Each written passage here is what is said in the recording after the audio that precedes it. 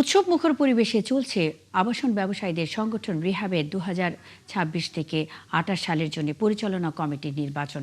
সকাল 10টায় রাজধানীর একটি হোটেলে শুরু হয় এই নির্বাচন। বিরতিহীনভাবে চলবে বিকেল 4টা পর্যন্ত। এবারে নির্বাচনে মোট ভোটার 673 জন। ঢাকা এবং চট্টগ্রাম মিলিয়ে 35 পদের জন্য লড়াই করছেন 88 প্রার্থী।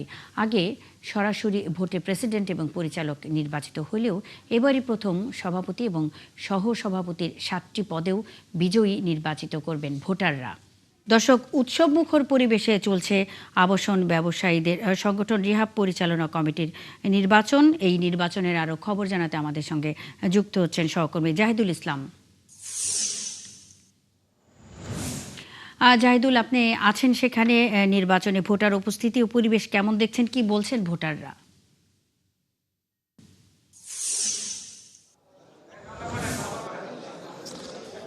মনীষ, আজ সকাল 10টা থেকে রাজধানীর একটি হোটেলে রিহেবের যে পরিচালনা পরিষদের নির্বাচন সেটি অনুষ্ঠিত হওয়ার কথা ছিল। তবে সকাল 10টায় নির্ধারিত সময়ে নির্বাচনটি হয়নি, কারণ এখানে যে সিসি ক্যামেরা স্থাপনের যে কারিগরি ত্রুটি ছিল সে কারিগরি ত্রুটির কারণে নির্বাচনের ভোট গ্রহণ প্রায় 40 মিনিট পরে শুরু হয়েছে। তবে এখানে আমরা যেমনটি জানি যে রিহাবের ঢাকা এবং চট্টগ্রাম অঞ্চল মিলিয়ে মোট ভোটার আছে 673 জন। তো ভোট বিকেল 4টা পর্যন্ত একটানা চলবে। তবে প্রথম যে 1 ঘন্টা, সেই 1 ঘন্টা সময়ের ভিতরে আমরা যেমনটি দেখছি যে ভোটার উপস্থিতি মোটামুটি সন্তোষজনক, এবং প্রার্থীরাও বলছেন যে এখন পর্যন্ত যে নির্বাচনের যে পরিবেশ আছে সেখানে কিছুটা বিশৃঙ্খলা থাকলেও তারা ভোটের পরিবেশে তারা সন্তুষ্টি জানিয়েছে।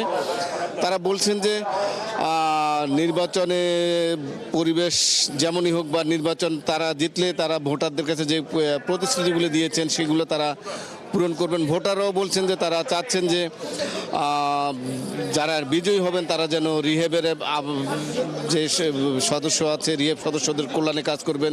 কারণ আপনারা জানেন যে ঢাকা শহরের এবং দেশের বিভিন্ন যে আবাসন ক্রেতা এবং বিক্রেতা আছে সবারই স্বার্থ আছে রিহেবের সাথে। সুতরাং যারা বিজয়ী হবেন তারা যেন সেই রিহেবের এবং আবাসন ক্রেতা এবং বিক্রেতাদের কল্যাণে কাজ করবেন, এমনটাই প্রত্যাশা করছেন আসলে এখানকার ভোটাররা। জাহিদুল ইসলাম, আপনি আছেন সেখানে, খবর রাখতে থাকুন, আমাদের সঙ্গেই থাকবেন। দর্শক, উৎসব মুখর পরিবেশে চলছে আবাসন ব্যবসায়ীদের সংগঠন রিহাবের পরিচালনা কমিটির নির্বাচন। সেখানে রয়েছেন জাহিদুল ইসলাম, তিনি জানাচ্ছিলেন সবশেষ খবরাখবর।